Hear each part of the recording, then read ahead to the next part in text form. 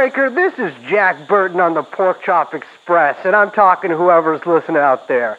Like I told my last wife, I says, honey, if a diminutive little halfling-type gnomish fellow comes out of the incense-laden markets of the Far East and offers you some kind of deal involving shoulder-fired missiles from an ISIS affiliate on a Pacific island in exchange for possible money to pay back debts you accrued during your mayoral campaign, I says, honey, you might be in Chinatown. Jeffrey Epstein. Jeffrey Epstein. Jeffrey Epstein. Jeffrey Epstein. Come in. Jeffrey Epstein. Hello, everybody. Hello. Hello, Brace. Hello, Liz. How you doing, sweetheart? I'm good. And just like Brace said, I'm Liz. And my name is Brace. And of course, our producer here is Young Chomsky. And the podcast is called TrueAnon. And Young Chomsky, play the sound. Welcome to my house, baby, take control now. I am so excited to do this episode. We have been talking about doing this for a really long time. And then because even though Young Chomsky tries to get us to do this, we refuse to do that, which is create a master document that we refer back to with episode ideas. We just don't do it. We do it for like a week and then we just never come back to it and we lose it in the soup of Google Docs, which is just impenetrable, impossible to find anything in there. I could penetrate it. And anyway, we've been trying to do this for a long time. We forgot about it. We recently remembered and now we are here and we're doing this episode. This is the long-awaited by ourselves and now you, the listener, the Shrimp Boy episode. Now, you might be wondering, why are these guys so navel-gazing that they're actually doing a full episode about Brace's penis? That thing is a nest of barbs and thorns that resembles barely anything that you would recognize as human or even really organic in the first place. Oh my God. It's like a shrimp cage, not a shrimp. It is a rare grotesquerie. But no, we love doing our San Francisco episodes here. Yes. You know, it's fun. Yeah. I forgot when I was like doing some research for this. I forgot how it really made me nostalgic for San Francisco. Both of us are no longer in San Francisco. Actually, all three of us are no longer in San Francisco. And, there was a lot of landmarks that came up during this episode. During the research I was doing for it, that just made me, it was like my own little Madeline. You know what I mean? Flavored Madeline. Something I remembered because Ed Lee, the former mayor of San Francisco, who R.I.P. died. Can you play the song? We can't even slow down. Oh, my heart hurts. Yeah, maybe because you were in the ice cream aisle, asshole. But our horrible bullshit mayor, Ed Lee, this actually, when reading about this, I remembered during his final inauguration, I can't even remember what year it was. It might have been 2011. No, it was like he ran for re-election. Yeah. Because he died. 2014. Yeah, I think it was 2014. I was at City Hall. I went to City Hall for his swearing-in ceremony. Yeah. Well, you had to pick up your check. Yes, of course. But there was a big tussle on the second floor, kind of overlooking, like on the balcony, between a bunch of people and police. I was trying to get up there, but I was like, you know what? I'm just going to stay down here. Tussle. I'm just going to stay down here. Ed Lee walks by me on his way to the podium, and I lean over, and this sounds fake, but no shit. I wrote it down in my diary. I remember it vividly. I whispered to him, said, "Hey, Ed, you're doing a terrible job." And he looked at me and looked really hurt. And I think that's what killed him. Yeah. Oh my God. Fuck that guy. He was he also, he wait, sucks. I have a question for you. How tall is Ed Lee? Was Ed Lee? Let me just say that Shrimp Boy would have been towering over this motherfucker. Ed Lee was he was like 5'2". Which we're going global average here. Right. So you were looking him straight in the eyes. I was wearing pumps that day. Sure. And so you were wearing your fancy shoes. I was wearing my inauguration. Exactly. And so I was looking a little bit up. I could see into his nostrils. But yeah, he looked hurt. And frankly, he really fucked up San Francisco. And so I guess he's dead. So R.I.P. So the other thing about this episode is that, some of the research I did was about San Francisco and, and some of the various cast of characters that we're going to get into surrounding this very bizarre story. The other more significant part of my research, and really most of all of today, was spent listening to 2010s era party rap. Yeah. To really put me in the mood. Now, the bulk of our story really takes place between, let's say, really like 2008 Yes. to 2014. Mm-hmm. Yeah. Right? So, I mean, I thought that kind of to get us into the mood here, I wanted to, before we really introduce the story that we're about to get into, I want to just kind of quote one of the poets of the era of that time, a man by the name of Wiz Khalifa, Mm-hmm. who The Wiz stands for wisdom. Yes, he said, rapped really, saying, "The bigger the bill, the harder you ball. Work hard, play hard. Work hard, play hard. Work hard, play hard. Mm-hmm. Work hard, play hard." From your chest. And I want to say that, kind of thinking back on this, the 2010s were a time, I think there's like a little bit of a dialectical relationship here, is that, this is a time on the one hand of the girl boss, which I think for our purposes, we can consider gender neutral, right? Yes. Oh, absolutely. And so, you've got the girl boss on one hand, and then on the other, it's really the time of the YOLO. Mm-hmm. And so this is really the work hard, play hard time. And this is the era that really, births Shrimp Boy. Yeah, absolutely. I mean, 2008 to 20. I mean, there was quite a few of those years where I was kind of out of commission. But really, 2008 to like, I don't know, 2011. I mean, that was the height of Sex Night. Sure. My DJ night. That was Yeah, I was that was at the beauty bar. I was working at a flower shop. I mean, San Francisco was that was like the last gasp of when you had anything cool to do there. Yeah. It was a real this was, YOLO. Cue the song. Welcome to my house. YOLO. Exactly. So what are we talking about today? We are talking about a guy, a massive giant of a man named Raymond Shrimp Boy Chow, who, well, also goes by some other names too, who was a, let's say, less than reformed, but publicly reformed Chinatown crook who, in a large FBI sting that was arrayed against him and some of his allies, took down little bits and pieces of the San Francisco political establishment in a pretty wild case. Yes. A real widespread FBI investigation. Took down a state senator, a couple other campaign affiliates, and definitely 100% the feds had evidence implicating former Mayor Ed Lee. Mm-hmm. But they chose not to prosecute him, and we're going to talk about that. Yes. And I mean, this is, if you're from San Francisco, you might remember the recent bust of former Department of Public Works head Mohammed Nuru, who I was with you when that broke. I remember that. One of my greatest enemies, who was a real gangster sort of piece of shit. And San Francisco has I would say, Chicago-like political machine. And it does, from the bust of Nuru and some of the other people that happened, including Keith Jackson later, he also gets busted for something else. A lot of the busts of the political establishment that have taken place from the FBI, from sort of the Shrimp Boy era to now, it shows that they are watching definitely certain members of the city. But of course, San Francisco is a very strong and important part of the Democratic Party network. And so can't put the elbow grease too much into there. Yeah. So, I mean, to establish a little bit of history before we really get into this, because we're going to be talking about a little thing called tongs quite a lot. And no, I'm not talking about the things that I use to pinch the butts of my fellow line cooks here at my restaurant with. Okay, so a tong is kind of it is a Chinese fraternal organization, oftentimes a secret society.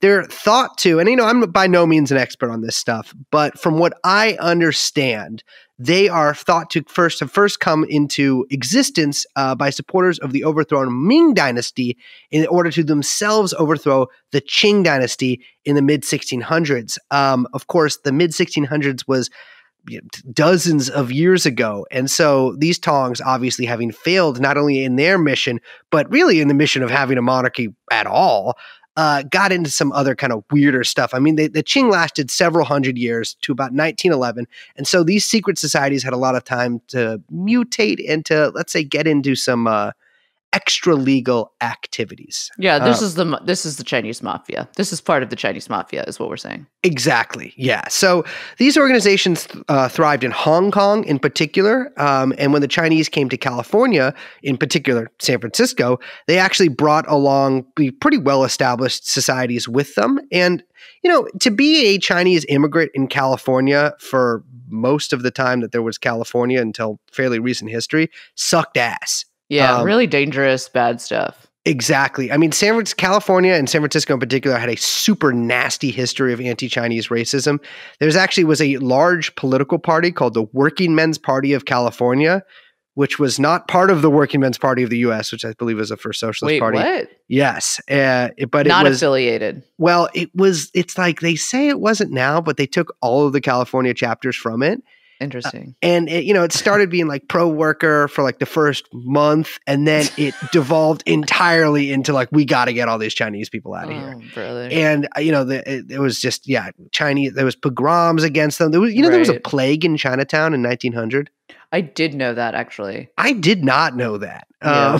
There was an outbreak of plague in Chinatown, which of course increased a lot of the racism. There was about 10% of the San Francisco's population in, I believe, 1890 was Chinese. And so, of course, because of stuff like the Chinese Exclusion Act of 1892, a lot of the Chinese people that came over were just bachelors, or if not bachelors, unaccompanied by balls and chains, if you know what I mean.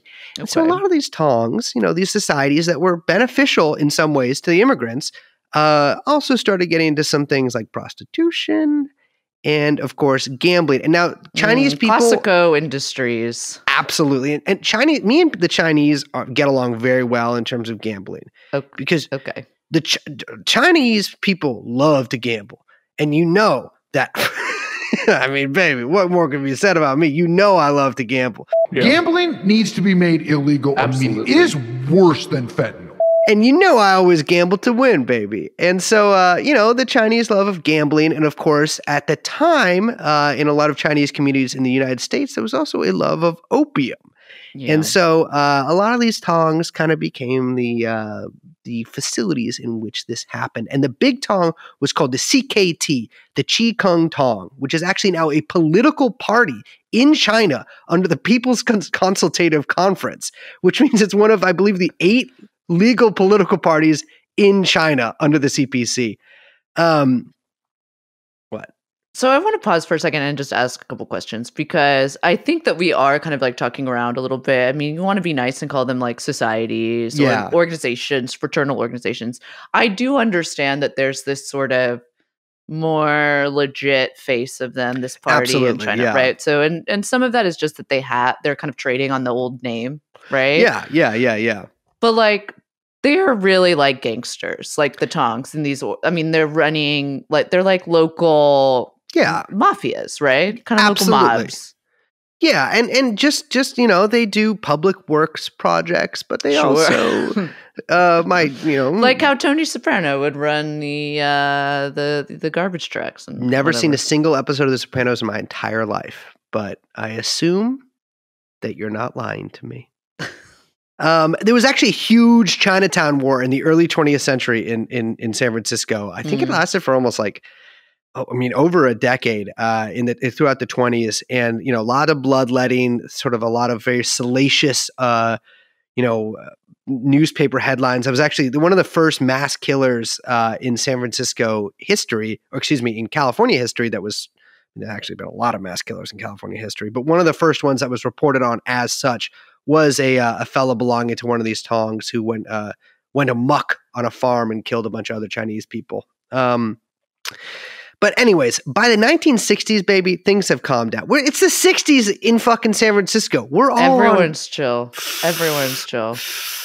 Oh yeah, just take this acid. No, just listen to what I tell you. No, you must kill. You must kill. I mean, Chinatown is still pretty rough. All right. Yes, It's yeah. really not until, let's say, the late 90s, early 2000s that Chinatown becomes a place that you kind of go to. Yeah, yeah. And to be fair, too, like, Chinatown is still pretty rough. It's just not rough in this same way. Right, totally. Anyways, by the 1960s, things have kind of chilled out. People have started smoking grass. People have started injecting heroin.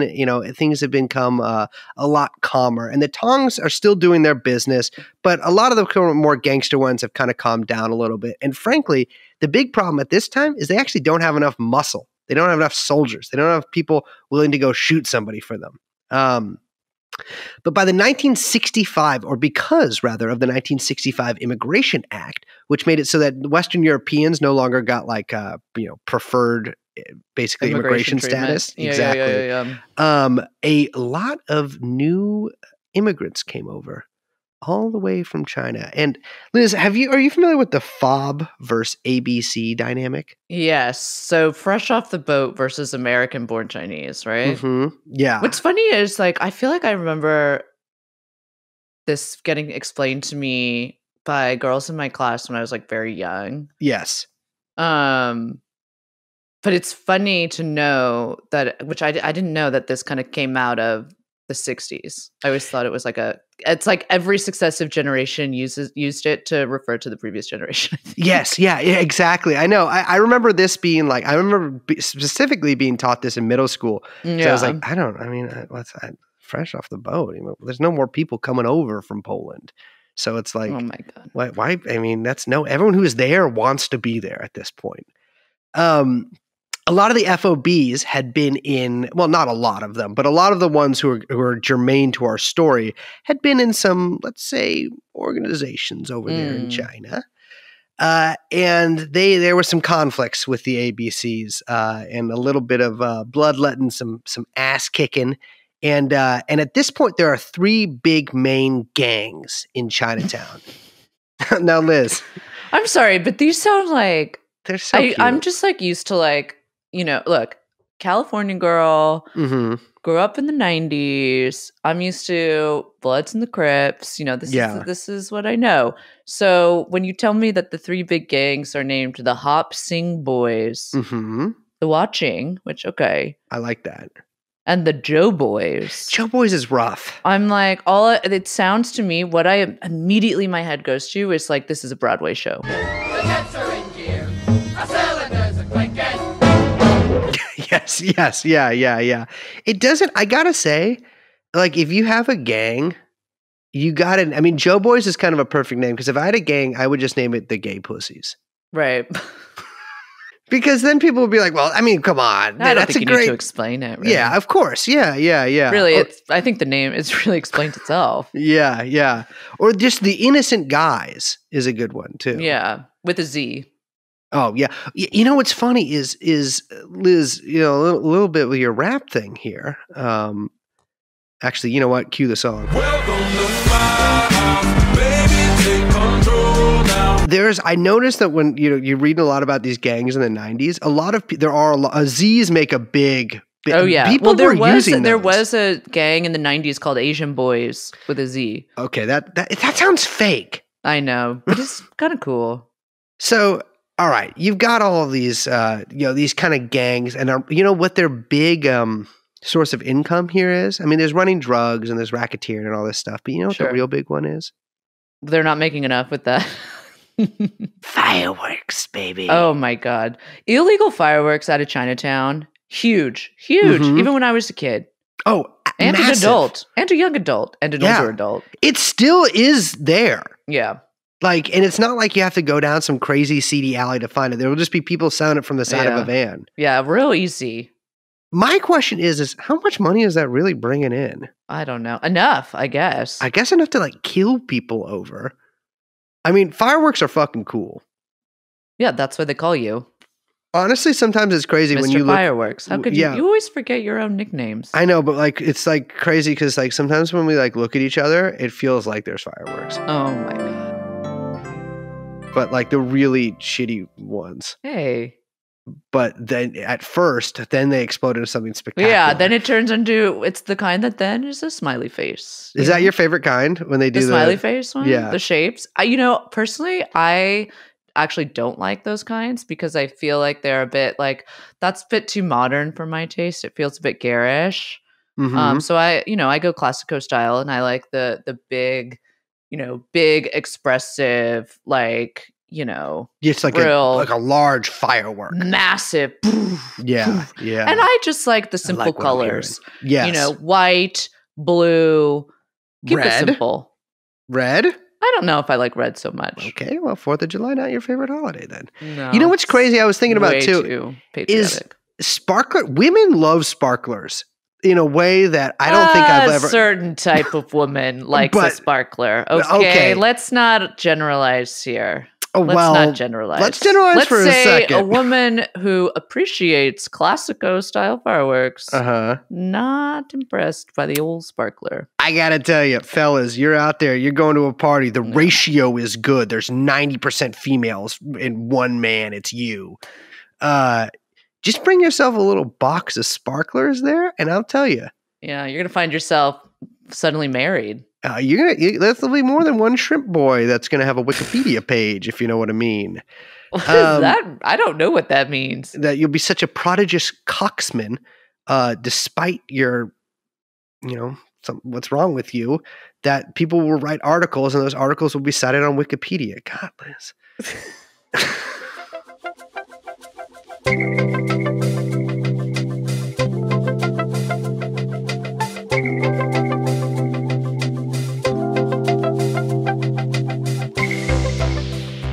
Anyways, so you might be like, all right, that's cool. There's these 3 cute little gangs that are selling fireworks. But unfortunately, they also start blowing the shit out of each other. So in May 1977, a man named Kin Chen Louis was assassinated, likely by the Joe Boys.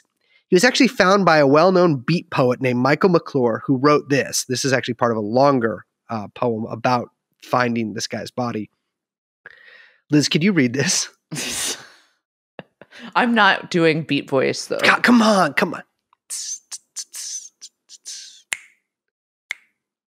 No? Now, on the day before my daughter's 21st birthday, on the afternoon of her party, Cool. I revisit the scene of the death of Kin Chun Louis. He too was between 20 and 21. The newspapers called him a small-time extortionist. But what are we all but small-time extortionists in the proportionless universe? I'm in awe of the thought of the coolness and sureness of his assassin. All right, I gotta say that poem sucks. That fucking sucks ass. I hate this shit, man. I hate people. I mean, besides Yeah. all the creepy shit that they got up to, like I gotta say, if your era of guy, if one of the like lower ranking annoying things they did was like basically spearhead the NAMBLA movement, then your movement sucks. Yeah, totally. Beat Well, you people- got a lot of splaining to do. You know what I'm saying? You got a lot of explaining to do. I gotta say, Jack Kerouac being like 700 pounds and just like an alcoholic Republican living in his Yeah. mom's basement. It's I feel like that's an archetype for many a podcast fan. Anyways, so this killing actually sparked a number of revenge killings, culminating in the famous Golden Dragon Massacre on Labor Which, Day weekend of I gotta 1977. say, as far as massacre names go, Mm-hmm. fucking sick ass name. Yeah. Oh, it's incredible. The Golden Dragon's still around too. Yeah, you it just is. go eat It's there. called like no, but it has a different name, which now I'm forgetting. Maybe it's like Imperial Palace, It might be. Is Imperial Palace is the it- restaurant. It's like the big spot, Yeah. right? Yeah. Well, that might be. This is great podcasting. Let me Keep all of see, this because in. I've been to the damn Golden Dragon before. But it's not Oh called yeah, no, that it is the anymore. Imperial Palace now. It is the Yes! Imperial Palace. You're right. Vindicated. You're right. Keep You're all right. of this in. Well, they kept I didn't say you were wrong. Oh, I just could see didn't the way you know. were looking at it. Okay, I was looking to try to prove you wrong, but I have been there for the, I believe the Chinese Progressive Association's like gala, Oh which my God. was that was Chinese food sat at a table. It was nice. Yeah. Good. Good. But I sat there the whole time. Hairs in the back of my neck, standing up straight like a shrimp boy's shrimp. My hand on my piece. He's making, just in case anyone was confused, he's motioning to a gun, not the other thing. And not because I'm afraid of Chinese assassins, but because I'm afraid of ancient ghosts. So what happens at the Golden Dragon Massacre is insane because 3 Joe boys bust into the door and they immediately start shooting up the place. They like go up to people and like put guns at them at Like movie style. Yeah. Movie style, like Exactly. Just like psycho mode. 3 a.m. Yeah. They kill 0 rival gangsters. They kill 5 people. They don't kill anybody else who is in a gang. Yeah. Seems like a misstep. They also injure 11 other people. It's like a pretty notorious. I mean, I think it's technically it's our worst huge. massacre. Yeah, it was a huge. I mean, it's called a massacre. Also, it was on Labor Day weekend, so it was like a big, big weekend. The killers were eventually arrested after another spate of shootings with the help of a snitch, which we're going to get into snitching a little later, but people be snitching. People be snitching, and people be snitching quick. Yeah, like immediately. And Yeah. they were actually arrested. All of Joe's boys snitching. Yeah, in fact, the fucked up part is the Joe boy that snitched was a student at Galileo High School, Liz. Oh my God. Then that snitch himself was actually killed in an LA jewelry store robbery in '84. Not a coincidence. All the killers have been released at this point, but most of them, I believe, now are in Hong Kong. So anyways, those convictions destroy the Joe boys completely, and now the Hua Qing, that gang, reigns supreme. Now, there was someone present at the Golden Dragon Massacre that we forgot to mention. Mm-hmm.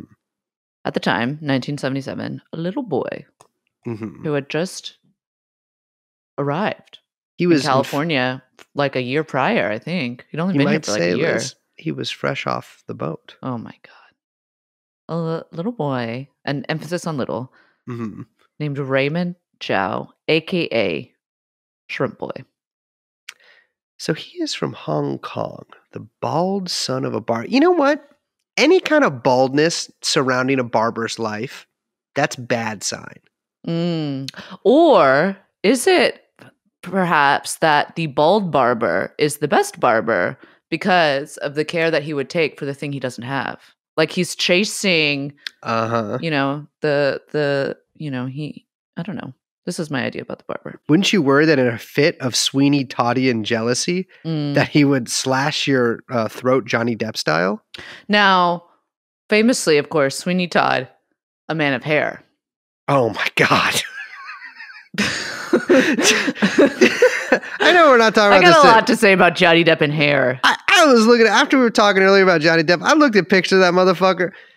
I stand by what I said. You're right. Okay, and I will say this again. I've said it on the podcast before. I'll say it again. And you know what? I'm going to say it next week when we discuss this. However, Johnny Depp is a hair actor. Yes. What that means is he just puts on different kinds of hair and acts like the hair.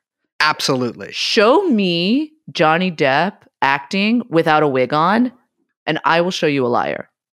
Like Johnny Depp is incapable of just not wearing any crazy prosthesis or hair or anything and just acting like a normal guy. The Can't do man it. is wigged. Bring me that horizon. I don't have anything good to say about him right now. Okay, let's talk. Rise of the Shrimp. Let's go. So his father was a gambler and lost the house. Cue the song. And the business due to his gambling debts. And so the family in Hong Kong moves to a one-room shanty, all 6 of them, and they struggle to survive. At this point, Raymond Chow's grandmother, this is the most fucked up thing. His own grandmother names him Hajai, which means shrimp boy. Why is that fucked up? Liz, you're joking. I think right? Shrimp Boy's cute. Let me ask you this, Liz. Two guys come up to you. They both want your hand in betrothal type marriage. They look the same. They act the same. They're identical twins, actually, but they're not weird about. Well, I guess they are weird about it in this instance because they're both asking to marry you. One is named Franklin Roosevelt, like a normal name. Imagine I said it in another last name there, and the other guy is like, I'm Shrimp Boy. Yeah. But it's a nickname. It's a nickname. That's even worse that it's a nickname, Liz. I don't know. I think it's endearing. Okay, well. Also, I do really like shrimp. Yeah, yeah. I mean, me too. I guess I also do delicious. too. I don't like it when you got to tear those little legs off. It feels weird to do. You should be able to eat the legs. Oh yeah, like with the prawns. That's what. Yeah. See, I call that a prawn, not a shrimp. I know it's the same, but really the prawn signifies the larger sort of. Mm-hmm. I would. Creature. Yeah, I mean, I guess the difference between a prawn and a shrimp is a prawn has legs and so it can walk on land. All right. Well, I don't think that's correct. So Shrimp Boy's family is not doing well. They're living in this shanty, and he joins a gang at the age of 8 here in Hong Kong. And by the age of 9, after having spent a while running heroin as a courier, stabs a guy in the head with a watermelon knife. Okay, so he's running heroin before he turns 10 years old. Yeah. Oh, you think it's cool to do when you're 10? I'm just saying, he's tiny. He's not even of age. And not age. just of shrimp size. I mean of age size. Yeah. He's a tiny boy. Agreed, which is perfect courier. But yeah, no, he is on the streets from an early age here. No. Well, he does move to San Francisco, like I said, in 1976. He's about 16 at this time. Oof. And he moves to San Francisco. He basically gets introduced to the local, as we've called them, tongs, but really it's the local chapter of all the same kind of mafioso shit that he was already well versed in Hong Kong. Mm-hmm. He starts going to Galileo High School.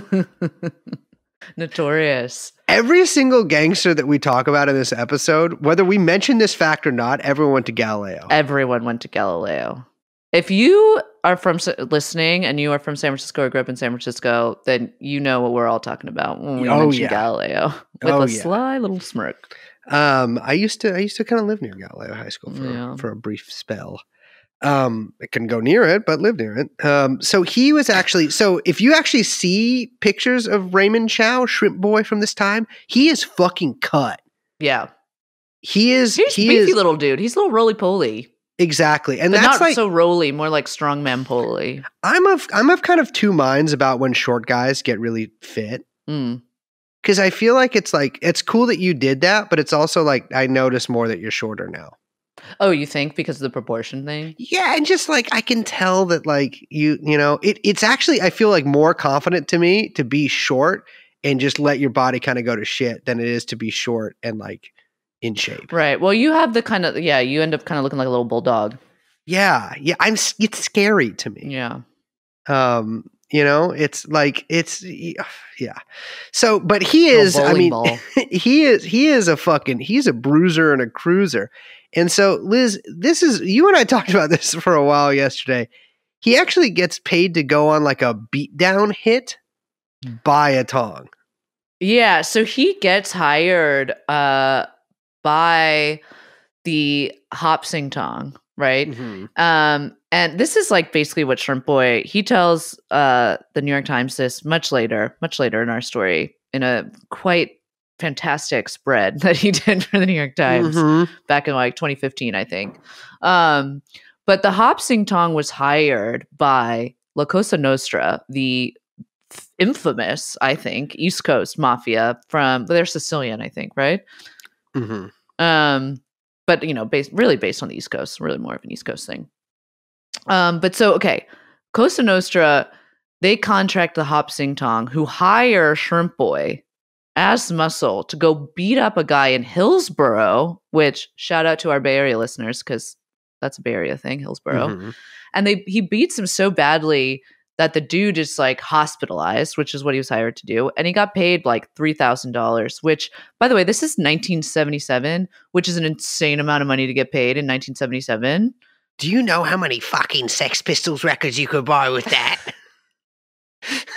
I mean, yeah, that's a crazy ass amount. Dude, getting paid $3,000 now to beat a guy's ass is an insane amount of money. Yeah, that's true. That's like more money than boxers that used to box out of my gym would make for a professional fight. I mean, especially in Brandon's America. Mm-hmm. Exactly. I know, $3,000. You can barely buy a can of fucking beans with that. Wait, that didn't make sense in the context of what we were talking about, but that was an inflation joke. Anyways, this is the same year as the Golden Dragon Massacre and the Hop Sing Tong really like cementing their place as the main, criminal enterprise in Chinatown. And there are two little gangs, the Hop Sing Boys and the Watching, underneath them. Yeah. Which is also to say that by the late 70s, Chinatown is hot, hot, hot. Oh yeah, baby. I mean, it is, let's say people are doing when was disco invented? People were doing disco there, but with firearms. Actually, Shrimp Boy literally was doing that. There's Yes. stories where he talks about running around Montgomery Street with a machine gun, just threatening people. It's crazy too, because San Francisco in 77 that was like one of its, like, San Francisco had many peaks and valleys of cool times. Mm. And from the 70s to the 80s, when it got really shitty, Yeah. it was, I think, a lot of fun to actually be there. There was a Mabuhay Gardens on Broadway.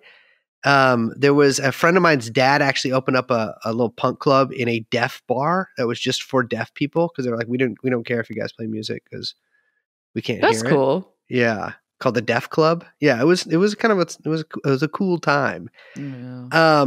Not for Shrimp Boy though, because in 78, when he'd been in the country for 2 years, 18 years old at this point, he robs one of Chinatown's many gambling joints. And so he says it was a gambling joint. The affidavits claim it was the Chinese Institute of Engineers, although it was definitely a bunch of guys gambling, and was sentenced to 11 years in San Quentin. That is a long time. And he learns, or doesn't learn, excuse me. He's trying to learn. So he says deep sea welding there, which I don't really know how they're teaching you in a prison. That seems, Yeah, there was like something too where he's like, "Oh, I was just about to get my certificate for deep sea." It's like, how do you get a certificate in prison? How do you practice? You're getting your, like, because don't you need like a diver's? You need to go through like a course before you're allowed to even dive in the first place, let I don't alone understand start any of that. welding. Anyways, he gets out in about 7 years. He's, by the way, when his welding thing falls through, he starts selling heroin in there. And upon his release from prison, according to him, on the bus ride home, he meets a few ladies of the night outside a Vietnamese noodle joint and convinces them to work for him. Which is just an incredible image in my head, by the way. You have to say, like, the guy gets right out of prison, goes to get some noodles, looks out the window, and is like, "All right, I got an idea." I mean, I'm just impressed because this is a rise and grind kind of mindset, because I'm getting out of prison. I haven't had any nookie in 7 years, and I'm at the Vietnamese noodle shop and I see some ladies outside. I'm not asking them to work. I'm asking them, please give me a kiss. Work hard, play hard, man. This is short guy bravado, though, too. You know what I'm saying? This is some real short king. I mean, not real short king, because he does become a pimp, which is bad. Yeah, that is bad. But he does become a pimp, which is bad. And also, so he says, sort of folds his money, reinvests his money elsewhere in the crime trade, selling heroin, weapons, etc. I kind of think he's bullshitting, because his story gets really weird here, because he says he just like kind of stopped doing that and got a job at the Lucky in Daly City. Yeah, I think he tries to get clean and tries to get out of the business, or maybe the business is getting too hot. Possibly. So he tries to go work at the Lucky in Daly City, which, if you're familiar with the Lucky in Daly City, not a good situation. If you don't know what a Lucky is, it's kind of like a Rite Aid or a Walgreens, except they have ice cream there, right? Yeah. But it's like, actually, I thought it was more of a grocery store. Yeah, it is. Yes, it is. It's yeah, you're right. You're right. I think I might be thinking of something else, but no, it's more than like a pharmacy kind of thing. You're right. But it's like it's like a bagger or something. Yeah. But that didn't work out too well for him, because one of the gang squad members at the Daly City PD, or maybe it was the SFPD. I think it was Daly City PD. Called his boss at Lucky's and got fired. Yeah, which is fucked up. That's not. You how should have it's just let supposed to him go. be like putting them Joe Biden beans that cost $10,000 up on the damn shelves. Yeah, we should say that Shrimp Boy's dealing with the local PD and the feds. I mean, this stuff goes way back. So these guys have been watching Shrimp Boy basically since 1977. Yeah, exactly. And so he gets a job. I mean, this, Jesus, he gets a job. It's an unspecified at what card club in Oakland he gets a job at as a bodyguard. I believe it's the only card club in Oakland, the Oaks Card Club, where I used to go to the Hofbrau. And it was also hit with a massive RICO case in 2011 where a bunch of Chinese guys were indicted for drug dealing and racketeering. It's actually a pretty nice spot. But yeah, you go there. I think it's open 24 hours. And it's just all these like hunched over 60-year-old men just like playing cards. I feel like too, it's like, okay, he gets hired as a bouncer. Shrimp Yes. Boy as a bouncer. Yeah, Mhm. okay, we know What what, do he's you doing there. what are you gonna bounce, a golf ball Oh my or a Golf balls don't bouncy ball? bounce. I know, but I was gonna say bouncy ball, but those are I'm just be using the word bounce twice in a sentence. Well, Feels I think it's wrong nice. to do. Anyways, he at some point in the early 90s also kidnaps a guy named Norman Shu, who is a major Democratic Party fundraiser. Now, this is a rabbit hole we actually don't have time for today, but Norman was a big Ponzi scheme guy who prosecutors said defrauded around 250 people over $50 million during a decade-long scam. He was also a huge heavy in the straw donor business, which we'll get into later with Shrimp Boy. And he basically has people like fronting his political donations, which aka bribes. He's like, maxing out through other people. According to an answering machine message which Hillary Clinton left him, it was played at his trial. Liz, can you read this actually in your Clinton voice, if you have one? Oh, I don't have a Hillary voice, I think. I feel like we need like Felix to do it.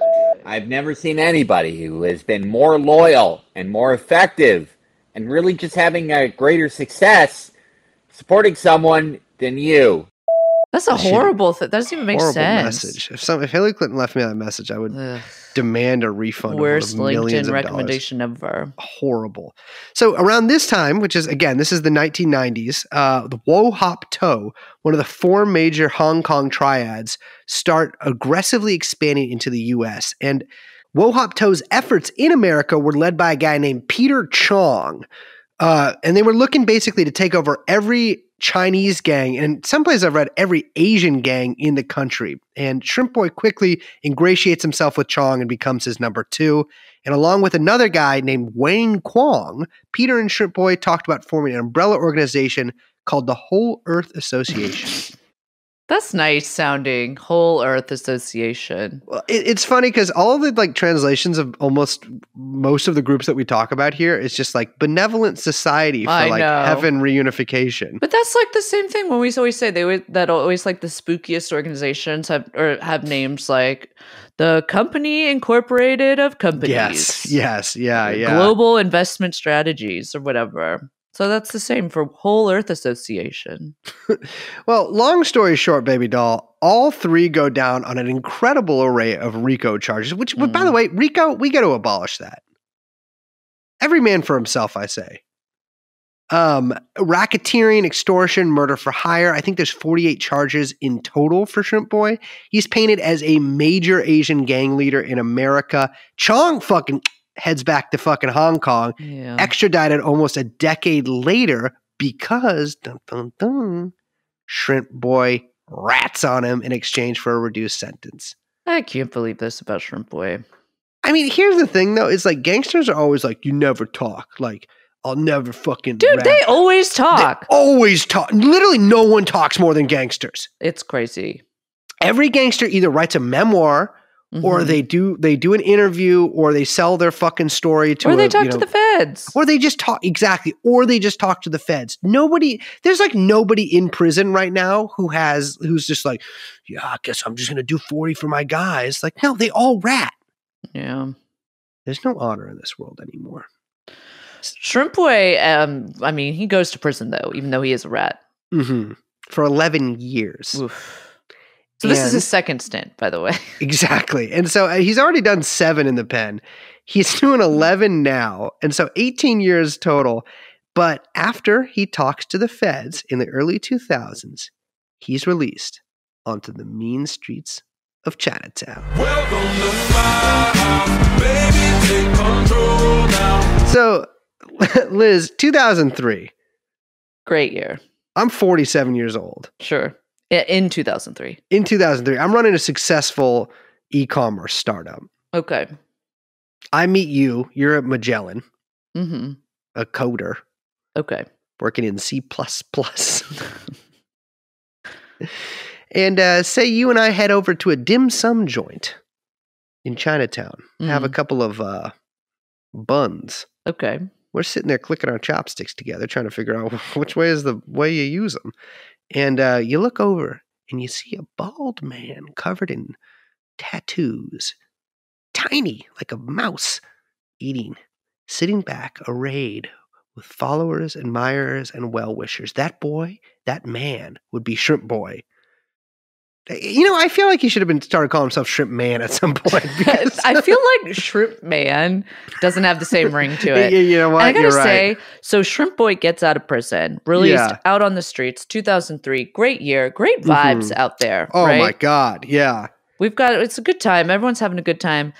This begins Shrimp Boy's rehabilitation era, and he basically becomes kind of a local folk hero. Yeah. Yeah. I mean, nobody likes anything more than like a reformed gangster. Right? Oh yeah, sensitive thug.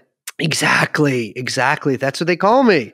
And so No. he gets out No one and he calls you starts becoming like a volunteer community guy. He doesn't exactly Yes. get, a job or anything like that. He starts getting into politics, including the Recall Aaron Peskin campaign, that. I remember which that. is so funny. Aaron Peskin, the drunkest human being in San Francisco's history. Also, the only person in San Francisco who's maybe shorter than Shrimp Boy. He's hanging out with Gavin Newsom, the Getty himself. By the way, Mr. Plumpjack Wines. good Remember that? Lord, was that his? Yes. That's the one that he Yes. had. Gavin, okay, when Gavin was out on the social scene before he became Mr. Mayor, Uh-huh. he was in a wine shop business with one of the Gettys and was called Plumpjack. It's crazy because the Horrible Gettys, Max met Gavin Newsom when he was really young because he was Max knew like an illegitimate Getty daughter, I guess. Oh yeah, you this told is me about those. yeah, this is before anyways, I don't want to rat him out too much, but he had a mohawk and Gavin Newsom walked by and was like, "Hey, nice mohawk, kid." Oh my god. The Gettys, the Trainas. I got some good stories about those families. These people are freaks. Yes. But one of the Gettys had, and I can say this, had dreadlocks. So he becomes a professional reformed gangster, although he kind of still likes to tell everyone like, yeah, my car is bulletproof. Like I'm kind of like a hunted man, but also the Yeah. community loves me. He ingratiates himself, like I said, with a lot of city officials, Gavin Newsom, Tom Amiano, which is, I once saw Tom Amiano say, "I'm the real AOC, Amiano on cannabis," which I actually thought didn't make a lot of sense, but I still laughed. The man loves weed. And David Chu, although Chu is a special case, when he was elected to the Board of Supervisors in 2008, he's approached by someone in Chinatown that says, "Shrimp Boy, watch out for Shrimp Boy," in a threatening way. His family in Boston starts getting calls threatening people on behalf Oh, of Shrimp shit. Boy. And he ends up getting police protection because of Shrimp Boy. I mean, Shrimp Boy is on the one hand, he does kind of have this reformed gangster thing going on, which yes, local politicos and love. And we should say at this time too, Chinatown is chocked full of developers hungry Oh, yeah. to redevelop and build out Chinatown itself. And so people like Rose Pak, who's very, very important in the Yes. San Francisco political scene, she's head of I think it's the Chamber of Commerce in Chinatown. Was, yeah. Was, no longer? Yeah. She's dead. Oh, she is? Yes. Oh, Yeah. shit. How She did I not know died. that? I don't know. I mean, it I didn't haven't been exactly paying make attention, national but she's news, super yeah. tight with Willie Brown and all of those circles. Who, I mean, Willie Brown, God bless him, blind as a bat, still, I think, probably had 2-3 strokes at this point. Willie Also, when I Brown- say God bless him, I mean God damn him, because he's a He terrible is man. a son of a bitch. Rose Yeah. Pack, I gotta say, the one good thing about Rose Pack is there are many sort of convincing rumors that she also functioned as something like a, let's say, a source of information for the intelligence services of the People's Republic of China. Oh, that's funny. I am Yeah. not surprised. But she also basically stole the election for Ed Lee Yes. using, really gangster tactics in Chinatown, etc. But all these people are kind of like, there's a lot of money pouring into San Francisco, .com money pouring in.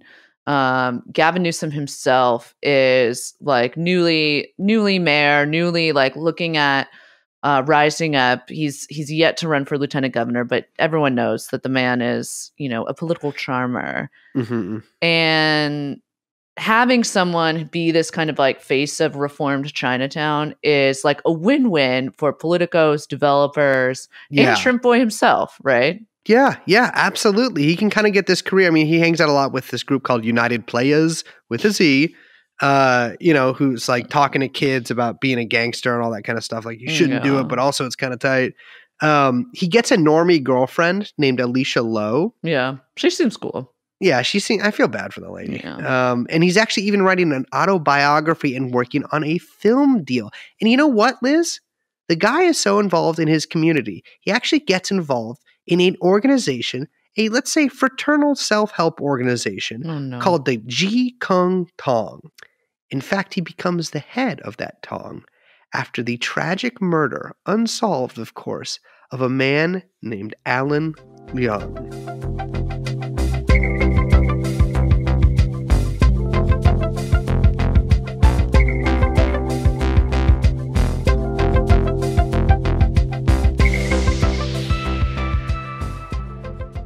All right. So before we get into the unsolved murder of Alan Leong, we got to say that basically this is now the part of the story where we introduce the fall of the shrimp. So we've had the rise of the shrimp, and now we have, of course, the tragic fall of the shrimp. And that is kind of centered around this thing called Operation White Suit. That's which right, baby. Really is basically the feds take down Shrimp Boy. This was an 8-year investigation. And amazingly, what starts as a federal probe into the Gi Kung Tong and Shrimp Boy's, like, his own activities, basically sparked a separate but even wilder federal investigation into their relationship with a bunch of local SF politicians. The code name of that investigation, and I swear to God this is real, is called Operation Frank Discussion. Jeez Louise, which is so baby. fucking funny to me. That investigation eventually led to the conviction of State Senator Leland Yee and the arrest of multiple local San Francisco politicos. The God. Yeah, the mayor of the time, Ed Lee, we keep talking about him. He denied any knowledge of any kind of pay-to-play activities from his campaign staff, but he 100% for sure knew. Also, he's now dead, as we mentioned. And a lot of his cronies were eventually later arrested for crimes that would not have been out of place. Yes. Spoiler alert too, Shrimp Boy doesn't fare too well. He ends up life in prison. We're going to talk about it. Leland also ends up in the old Gray Bar Hotel himself. And Ed Lee, of course, dies of a heart attack literally in the ice cream aisle at Safeway on Monterey Boulevard, which, if you know the Safeway I'm talking about, I think at least feels sufficiently undignified. Yes, I remember when that happened, and everyone was kind of just like, well. Wonder who's going to be mayor. That's sad. Yeah, it was London Breed. All right, so could have been a let's hit. back up for a second and walk through what happened here. So we're in 2006. A guy named Alan Leong, he's 56. He's found dead inside his own import-export business on Jackson Street, which is mere blocks away from Hop Sing on Waverly. Reports were that a masked gunman broke in, demanded a bunch of cash, and though Alan agreed to give him the money, he gets shot dead before he's able to grab the money. Alan's wife is standing there just watching the whole time. So, as Brace kind of laughed at, import-export might give a clue. Alan is not just a simple minority small business owner trying to make an honest buck. He actually ran a small business, trading shark fin Okay. which is illegal. But should it be? And actually, he was what we call the dragon head, the head of the Tongs. In fact, 2 Tong orgs, the Hop Sing Tong and the Chi Kung Tong, also AKA the Chinese Freemasons, which is sort of their like more legitimate name. They're not actually, to be clear, Freemasons. And I'm not No. really sure why they're called that, but yeah. I don't know either. I think it's just to lend it some sort of like elk club sounding thing. Yeah. It is not an elk club. Although maybe it's a kind of elk club. I don't know. Anyway, I want to say not coincidentally too, just so we get a little picture of Alan Leung here. He was also appointed by Willie Brown to the board of the Chinatown Economic Development Group. Oh, yeah. And Gavin Newsom personally reappointed him. So this man was fully enmeshed in the San Francisco political world. He also had the highest honorary position for pro-Taiwan leaders as a commissioner for the government of Taiwan, which is very funny. Yes. And, it's funny about the Chinatown economic development thing. I believe the one big thing that they've been able to get done, which is a big thing, and actually been able to get done isn't really the right phrase for it, but the insane subway to Chinatown that they're making. Oh, yeah. Like costs billions of dollars and covers about 8 blocks and tears up all these business. It's a fucking that's disaster. a whole mess. We should say too that, even for Alan, that not almost all Taiwanese government positions are honorary. So yeah, well, I mean, it's like Taiwan is kind of like the Texas of China, right? It's like, okay, you're independent, you're the Lone Star State, but like, are you really? Should you be? Alan's death unsolved, his murder unsolved. There's a huge memorial service. It's held at Victory Hall in Chinatown, and there's like a fucking massive procession down, I think it's down Montgomery, with like hundreds of people marching down the street in attendance. Yeah. This included at the time, by the way, then San Francisco Assemblyman Leland Yee. Okay. Then City Supervisor Fiona Ma. The GOAT. And even, I guess, an actual cabinet member of the Taiwanese government. Bizarre. There was another man in attendance, by the way. A man, curiously, ostentatiously, fitted in a white, albeit a small white suit, who was leading a Freemason salute, which is very funny. If you can't guess by now, the man in the white suit, Shrimp Boy. He is the same tailor as Hezbollah, actually. I believe they believe they're going to go to the same guy. Yeah. That's who inherited it. So it turns out Shrimp Boy and the local mafioso / politicos were not the only guys in attendance. There were multiple agents from the Federal Bureau of Investigation. And this is kind of what begins the years-long federal investigation into Raymond Chow, a.k.a. Shrimp Boy, which was, because of this very moment, dubbed Operation White Suit. So, all right, the feds start investigating him because of the white suit, and they're like, oh, that means you're like ascending to power, which like, okay, maybe he is ascending to power. Chow says, or Shrimp Boy rather, says that, it's a sign of respect, and like we do this at Chinese funerals. He's, by the way, the only person in a white suit at this funeral. I don't buy it. I think, I think Shrimp Boy knows what he's doing. I will say that as somebody who worked in a heavily Chinese neighborhood that was in a flower stand that was on the way to the graveyards in Colma, Chinese people do be buying white flowers to lay on graves and stuff. There's actually, I believe, at least one Chinese graveyard holiday called Qingming, which would be one of our big moneymaker days of the year.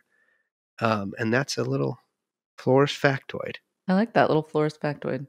So this investigation, Operation White Suit, like basically all very good, no problem at all with any part of them, investigations by the FBI, relies heavily on criminal informants and undercover officers. Yeah, it's crazy how this all culminated in Shrimp Boy actually in going on a shooting rampage. But I guess just the FBI didn't catch him in time. Oh my God. No. This case primarily rests on the hard work of one agent, UCE 499, aka, who I'm going to refer to Agent 99, because that sounds cool.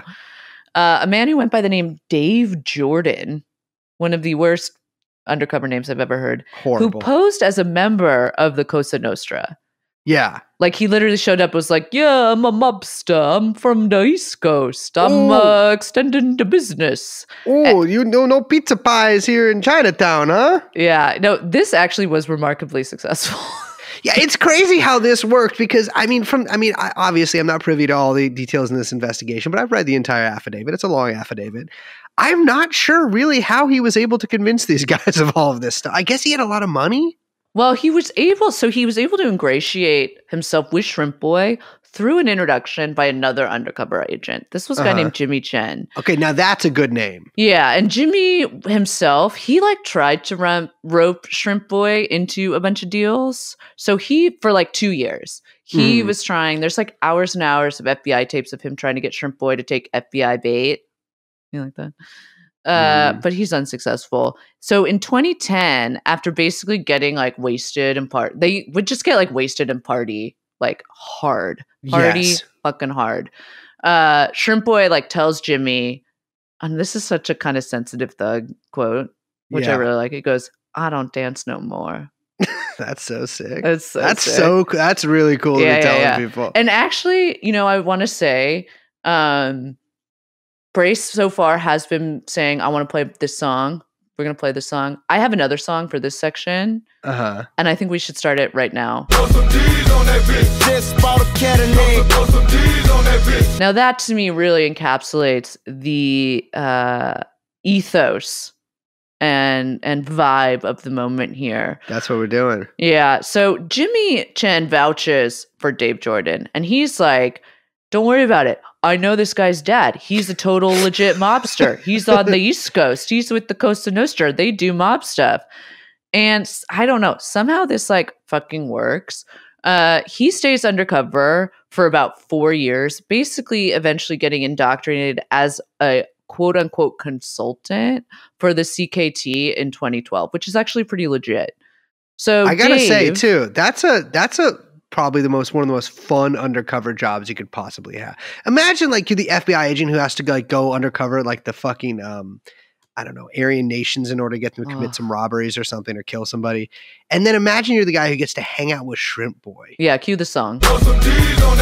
Night and day. Yeah, and Dave, by the way, like goes fucking nutty with it. So he shows up with all these off the truck crates of Johnny Walker and Hennessy, and he's like, "Da Pops is jacking trucks in the Big Apple," or whatever he says in mobster voice. Yeah, and all the SF Chinatown gangsters are like, "Damn, that's cool." And so Dave starts supplying all of like the Chinatown restaurants and bars and businesses, some of which are very cool, by the way. Yes.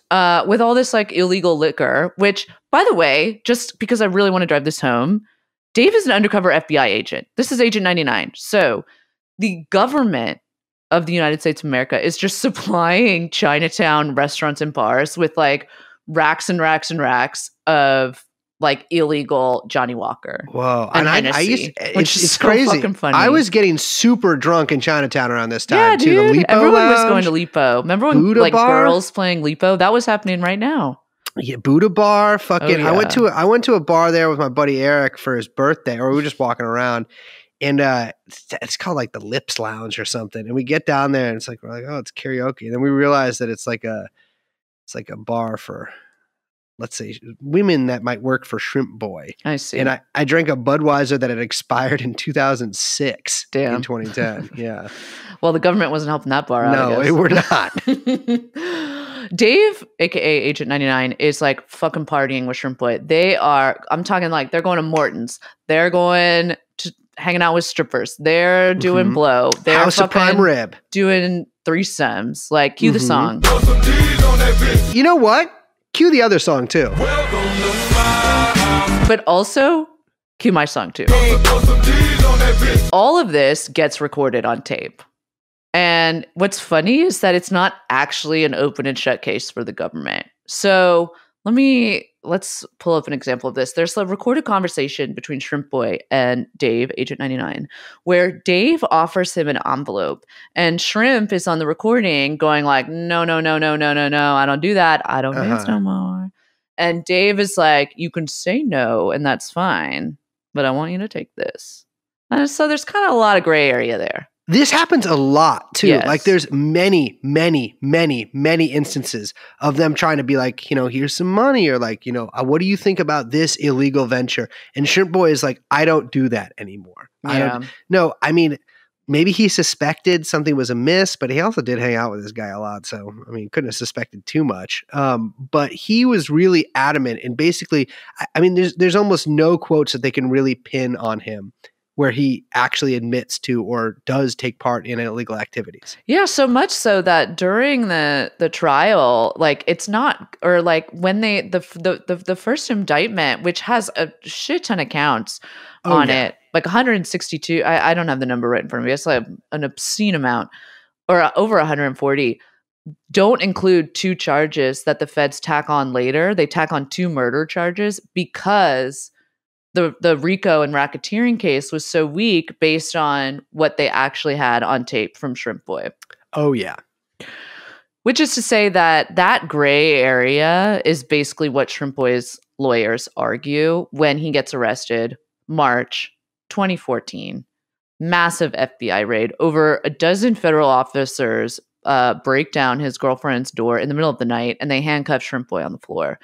They hit him with, over 140 counts, including, not limited to, racketeering, money laundering, conspiracy, trafficking, contraband, cigarettes. What's a contraband cigarette? They're like, listen, we're going to sell these American spirits to men and not women. Oh my God.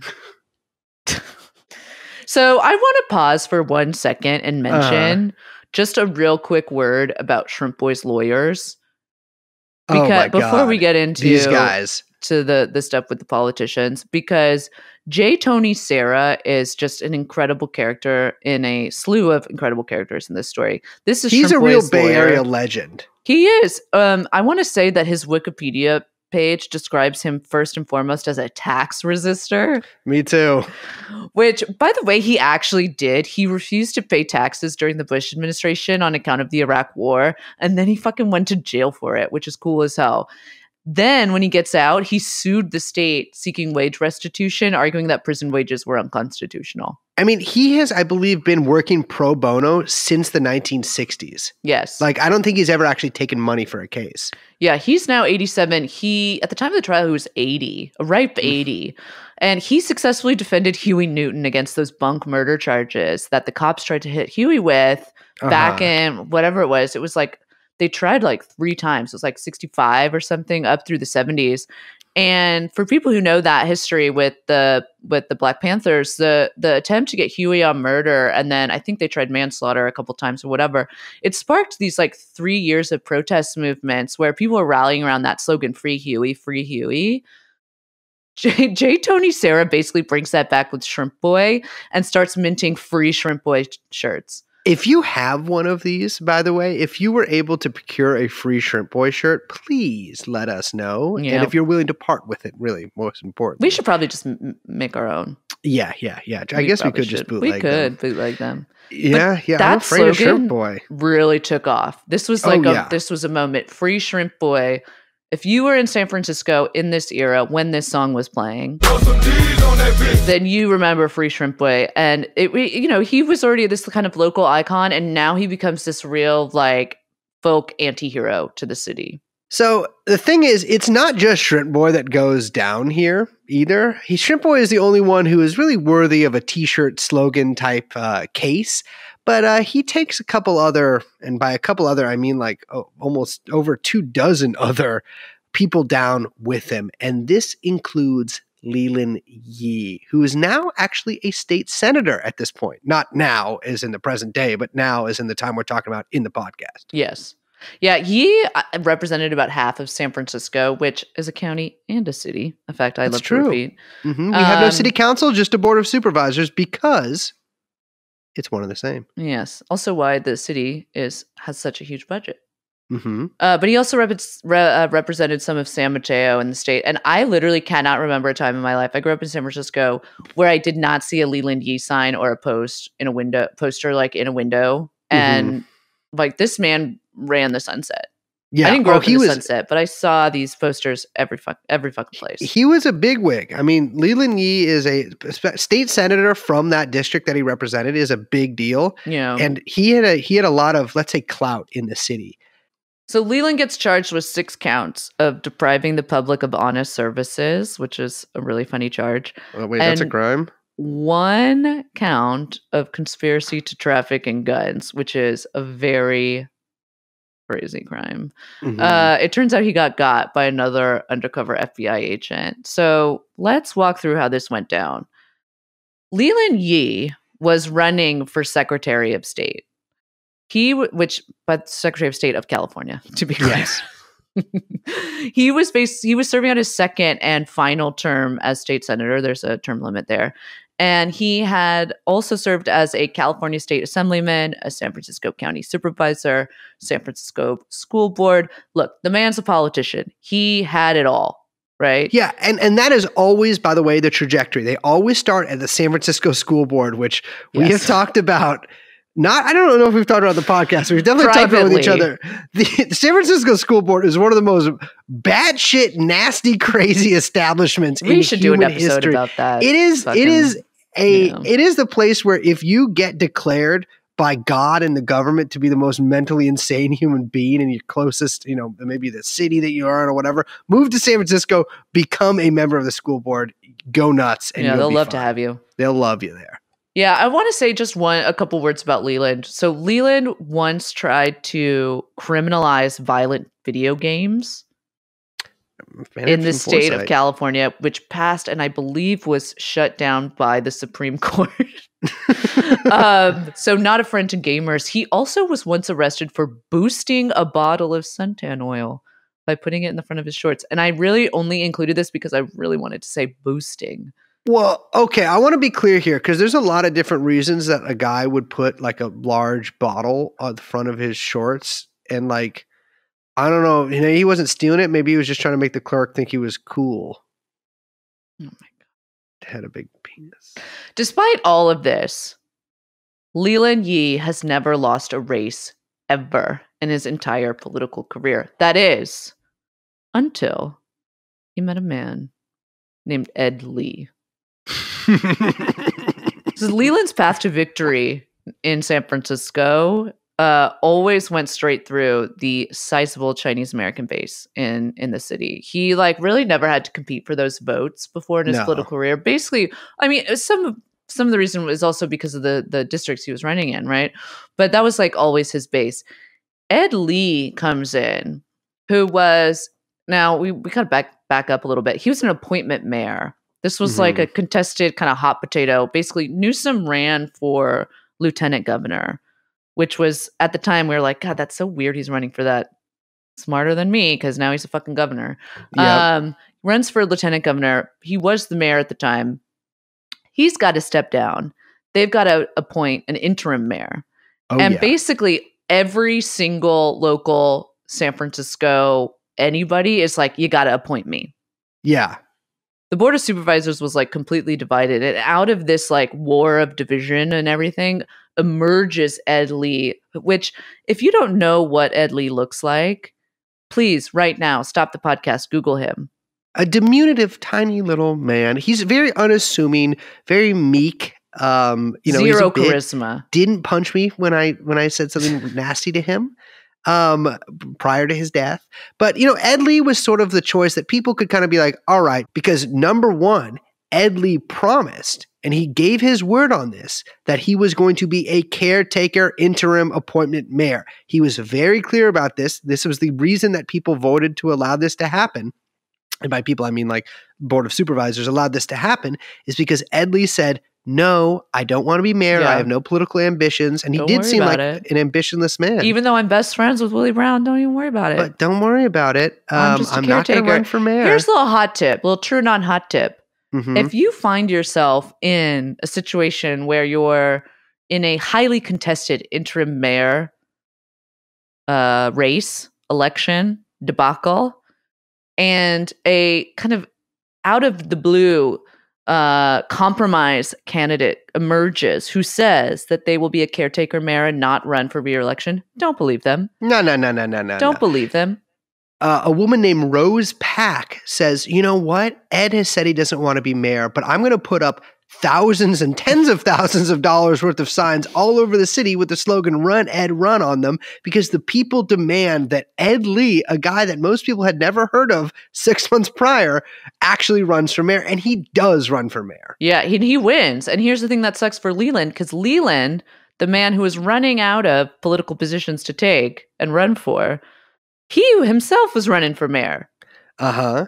And now both of Ed these- Lee comes in, takes that Chinese American base right out from under him, and boom, Leland cannot survive the raw political prowess of Ed Lee, finishes 5th place. And which is actually 5th place, I got to say, on that election. That does, yeah, not great. I think behind broke ass Stewart, who always runs for mayor. Yes, I mean the San guy's running Francisco. constantly. Is that his name? Broke ass Stewart, yeah, that's how you say it.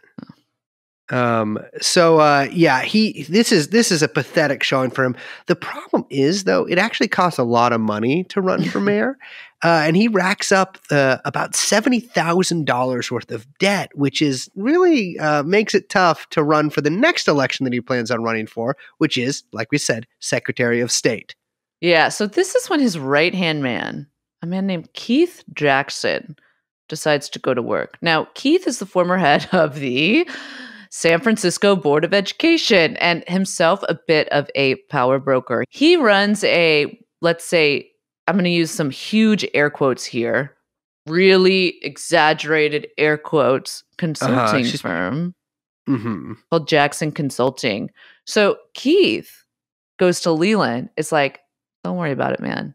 I'm going to hit you up. Our friend Raymond needs some help.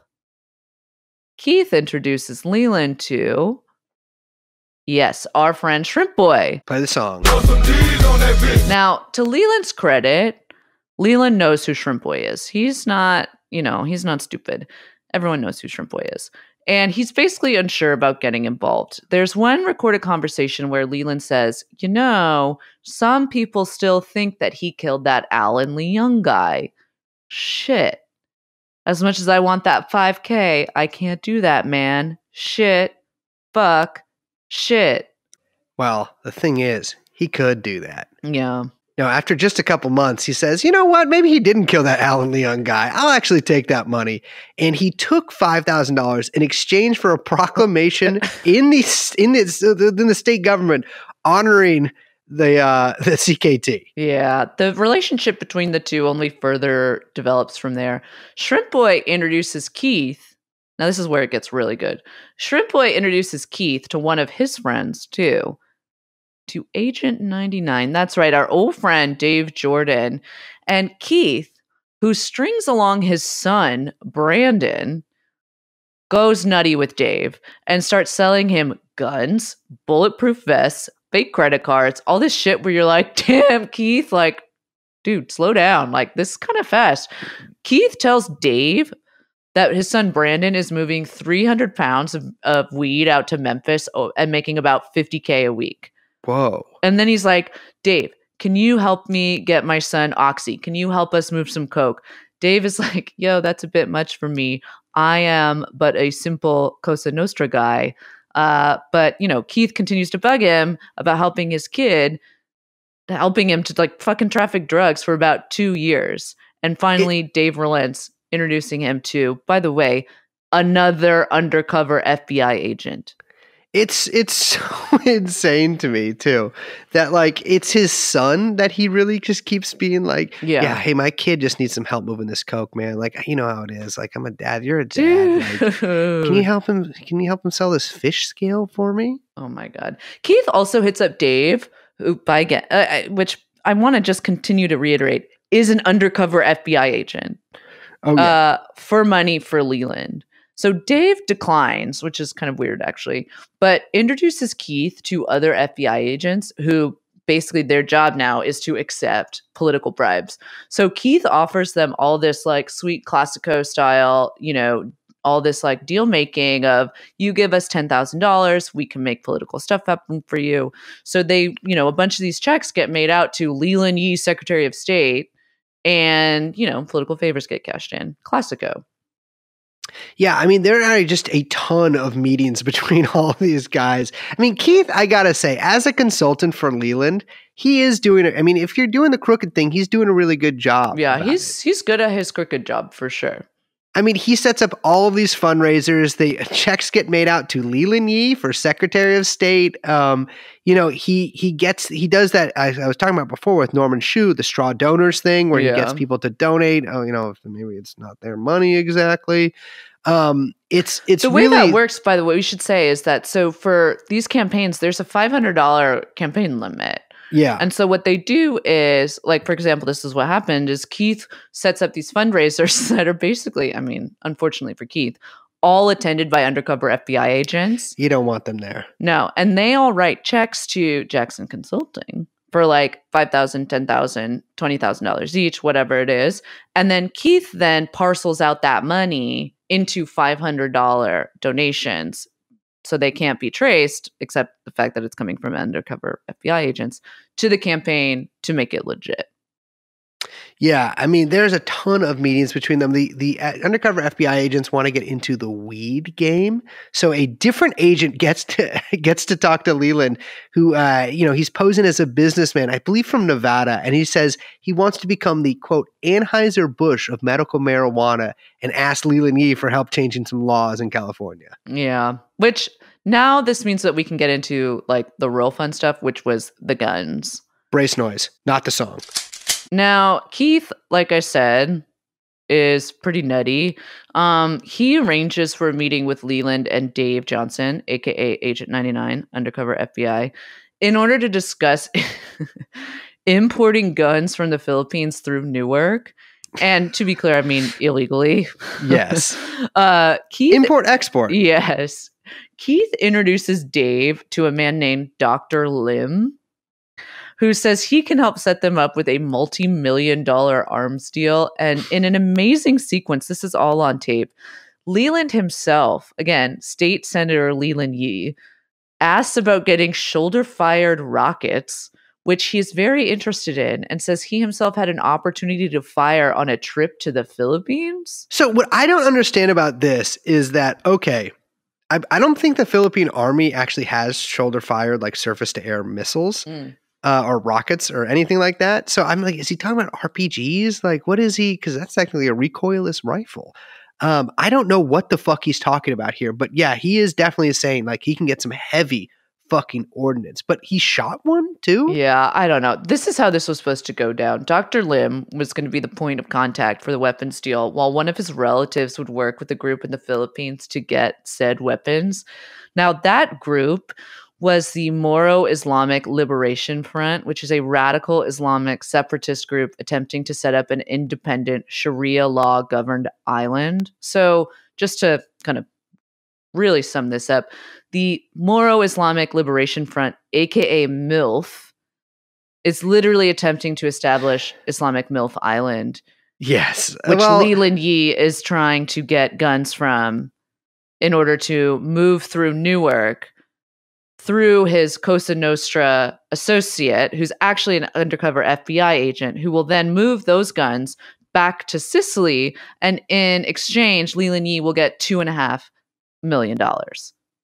I mean, I gotta say, seems like a flawless plan. What could go wrong? You just got to get these guns from this group in Mindanao. I actually think that MILF is part in some government positions. I can't call now. it. It's MILF. I'm sorry. MILF. I can't call him. Yeah, it's true. This is ridiculous. I talked to I know some people who've had some not meetings, but like interviewed some people from MILF over there. I'm like, how can you keep it? I mean, this is just. I know the CIA gets too cute. No, yeah, because they're a breakaway group from a breakaway group. Yeah, this is a bad plan. Well, in case you're like, damn, Leland doesn't seem too involved in all this. Like, maybe he's just trying to get paid. Maybe he just wants to settle his debt. Let me just read you a quote from the local paper, San Francisco Chronicle, which was covering it at the time. Senator Yee was intimately involved in the planning. He wanted to ensure that revenue streams and other transactions were structured in a way that could not lead back to them. He told Dave Johnson that there would be multiple more opportunities for arms deals if he became California Secretary of State, which is just a very odd. I don't know if that's true. I mean, maybe, I don't, yeah. This I is guess a, more than if he wasn't. this is a direct quote from Leland. There's a part of me that wants to be like you. You know how I'm going to be like you? Just be a free agent out there. Well, you know, part of him does want to be like him, which is working for the government. Yeah, Agent 99 agrees to give Leland $100,000 in exchange for his help. Oh, brother. In total, by the time of the arrest, Leland and his campaign staff took about $43,000 from various undercover FBI agents, along with their kind of standing agreement for the $2.5 million arms deal from the MILFs. In one last pathetic detail, just to round all this out, there's a recorded conversation from a meeting at a Sacramento Starbucks between Leland, Keith, and at this point, I don't know which other FBI agent. There's like a billion at this point. Yeah. And Leland is on tape saying, I'm just trying to run for Secretary of State. I hope I don't get indicted. Oh, man. What a pathetic quote. Yeah, well, Leland got indicted. He along with Keith's son Brandon, they all pled guilty for a deal with the government. And Leland got sentenced to 5 years. And actually, I believe was released just back in 2020. Yeah, no, he's out. I saw a little news story on it. Shrimp Boy, though, I mean, it has to be the deal with the government they had. I'm sure there's no doubt in my mind that they ratted on Shrimp Boy and tried to pin a lot of this on him. Yeah, absolutely. There was a pretty drawn out trial and a very high profile case. There was a fantastic, bizarre spread in the New York Times. Great article, but just incredible photo shoot. And a lot of favorable coverage, local and national, especially considering how intricate the FBI case was. And also, I mean, I do think how much it verges on real entrapment, like a lot of gotta FBI say, operations. Yeah, Shrimp Boy really got sent up here. And in fact, I believe even one of the FBI agents was himself taken off the case at a certain point because of financial impropriety. Yeah. The jury, though, is not as sympathetic as people thought they might be, and they return a guilty verdict on all counts. And he gets life in prison. Sad Shrimp Boy. Mm-hmm. But you know who didn't get convicted or even charged? Ed Lee. That's right, the mayor of San Francisco. Again, handpicked by Newsom and Willie Brown, the Leland Yee nemesis. He was also embroiled, as they say, in all this pay-for-play shit. And Shrimp Boy's lawyers, interestingly, there was an early motion that they submitted when they were trying to dismiss the charges, correctly pointing out that Ed Lee was named by the FBI in the discovery files for taking substantial bribes in exchange for all the political favors. So his defense team, Shrimp Boy's defense team, they wanted to introduce all this evidence at trial to show how the FBI funneled basically illegal contributions to Ed Lee's fundraisers. And the judge wouldn't allow any of this in. No, which is really surprising to me, because if you read any of this stuff, it seems pretty cut and dry. I mean, maybe they're trying to say that like it's not directly related to Shrimp Boy, but like it clearly is within the same under the aegis of the same operation. Yeah, it totally was, and the feds, for some reason, decided not to pursue that. And it's interesting, I think, because of political pressure and because of all the blog coverage and the local media coverage of how many like kind of local fixers were kind of, kind of thrown up in this case. The SF district attorney, after Shrimp Boy's conviction, of course, they announced felony bribery and money laundering charges for 2 of Ed Lee's campaign staff members and another consultant. That is, yes, again, Keith Jackson. Turns out that Keith Jackson was also working with Ed Lee's campaign staff, which included former San Francisco Human Rights Commissioner Nazli Mohajer and her former employee Zula Mae Jones to raise like basically a bunch of money for Ed Lee's mayoral campaign, the same one he was running against Leland Yee. My man Keith is working all angles here. Yeah, and Ed Lee's whole thing, I mean, this is always what was so enraging about Ed Lee, is he had this sort of veneer of innocence, like, oh, I had no idea that this was going on behind my back. I can't believe that these people were doing this. You know, like, I'm just trying to run a normal city here.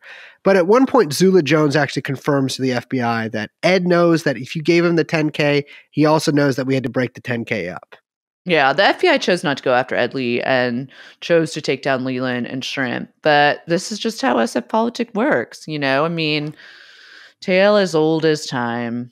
So I think to end, you know, this is a real quote here from the FBI wire transcripts. This is also from Zula Jones. This is really what she says. Yeah. You pay to play here. We got it. We know this. We are the best at this game. We're better than New York. We do it a little more sophisticated than New Yorkers. We do it without the mafia. That's right. This is San Francisco, baby. Cue the song. Welcome to my house, baby, take control now. We can't even slow down. We don't have to go a while. Welcome to my house. Well, sweetheart, that's the sack of Shrimp Boy. That's Chinatown. Wait, what's the quote from the movie? That's Chinatown. Wait, that's not Wait, it. are you for the movie Chinatown? Yeah. What does he You think say? the quote from the movie Chinatown is "That's Chinatown"? No, what does he say? He's like, Yeah, no, it's cool. It's That's- at the end of the movie Chinatown. They're both pointing at Chinatown, and they say in unison, No, "That's Chinatown." No, they're at the LA River. He says it. No, they're not. They're in Chinatown. He says, "Forget it, Jake. It's Chinatown. That's Chinatown. That's Chinatown." And you know what? That's actually the entire town. I mean, fucking goddamn. London Breed had the same shit go down with her campaign like 2 years ago, and no one gave a shit when like her ex-boyfriend was arrested. Did you ever watch that show, Streets of San Francisco? I did not know. Oh, really? No. Oh, I've watched no shows. what? It's fantastico, classico. It is like 1970s, 80s detective show in San Francisco, Streets of San Francisco. It's fantastic. But I feel like just as you were saying that, I was thinking, damn, it sucks that that San Francisco doesn't have. I don't know why this is where my brain went. What? It sucks that San Francisco doesn't have like a Ben Affleck, Matt Damon duo because they really got Boston movies on the map. Yeah. We need some San Francisco movies. Yeah. Where's the San that- Francisco movie about the Pelosi's, about the local mafias, about the Yeah. Gettys, about the Trainas? Well, I think it's because all those people are like enmeshed in the kind of people who would make the movies about it.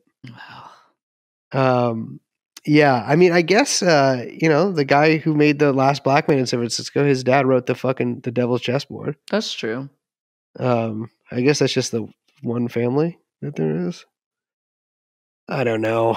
What do I know? I live in Topanga Canyon now. My life is filled with parrots and cavorting 45-year-old women in bikinis. Oh my god. I'm wearing leggings right now.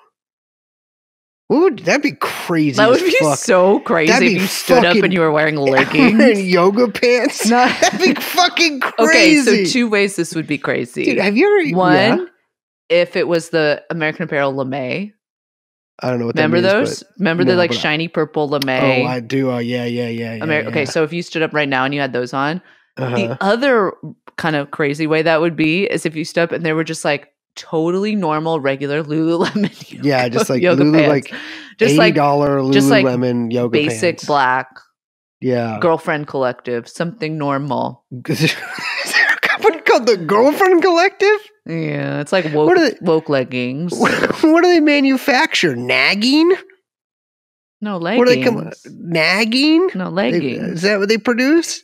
We ethically source our nagging from Los Angeles and New York. All right. I'm sweating. Yeah, you gotta take those leggings off. I'm Liz. My name, of course, is the Longista lad, the crab fella. You Mr. could be- Aquatic. Yeah, crab man. I'm Dirty Gary. That's a horrible nickname. What? The crab man. I'm the crab man. I'm clicking and clacking and pinching your butt with my tong fingers. Of course, our producer is Young Chomsky, and the podcast is called TrueAnon. And welcome to my house. We'll see you next time. Bye-bye. Welcome to my house, baby. Let's go shoot. Jeffrey Epstein. Let's go shoot. Jeffrey Epstein.